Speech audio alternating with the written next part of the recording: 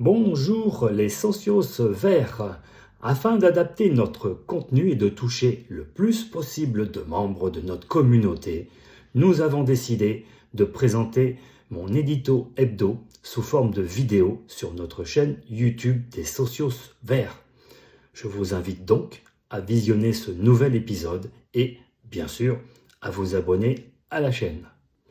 Sans transition, voici donc mon nouvel édito que j'ai intitulé « Supporter dans la victoire, fidèle dans l'épreuve ». Introduction.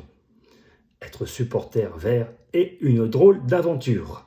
En effet, il existe peu de passions capables de provoquer autant de joie, de frustration, d'espoir et parfois de souffrance.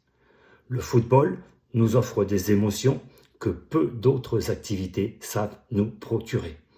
Pourtant, il existe une question qui mérite d'être posée. Qu'est-ce qui différencie un véritable supporter d'un simple consommateur de résultats?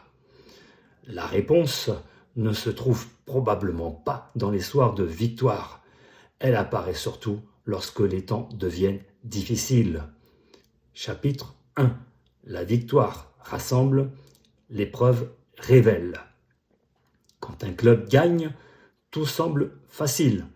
Les tribunes se remplissent, les maillots se vendent, les réseaux sociaux débordent de messages enthousiastes. Tout le monde aime être associé à une équipe qui réussit.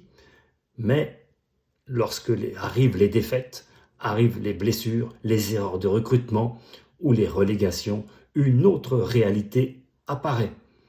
Les plus opportunistes s'éloignent, les plus fidèles, eux, restent. C'est souvent dans ces moments que l'on mesure la profondeur de l'attachement à un club. Car soutenir une équipe lorsqu'elle domine, c'est agréable. La soutenir lorsqu'elle souffre, c'est le véritable choix du cœur. Chapitre 2. Les blessures forgent une identité. Les supporters de l'ASS savent de quoi il est question.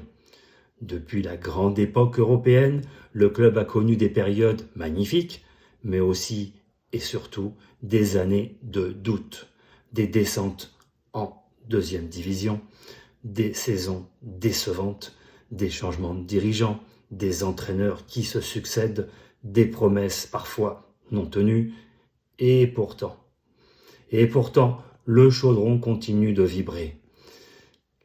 Les déplacements continuent de rassembler des milliers